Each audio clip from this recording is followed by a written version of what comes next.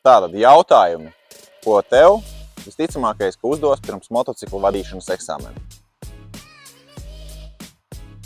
Tātad, kā pārbaudīt motociklu ķēdes pareizu spriegojumu?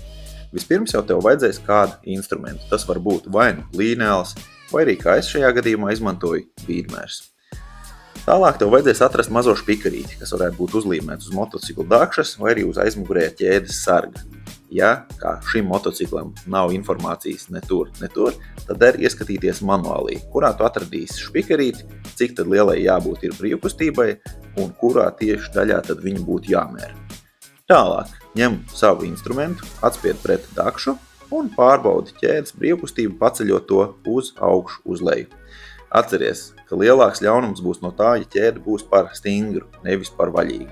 Ja tā būs par stingru, tad ļoti ātri sabojās ķēdi, savukārt, ja viņa būs par vaļīgu, ir iespēja, ka viņa nokrīt. Tāpat arī vizuāli ir jāpārliecinās par to, lai ķēdei nav kāda acīm redzama bojājuma. Un tie varētu būt, piemēram, posmiņi, kas ķerās un ķēde sāks veidot tādu kā zigzagu, vai arī, piemēram, vizuāli rūsas pleķi, ja ķēde ilgi nav eļļota un mocis ir stāvējis, kā arī jāpaskatās, vai nav izlūzuši kādi rullīši posmiņos. Ja tu ieraugi šādus defektus, tad ķēde noteikti ir jānomaina.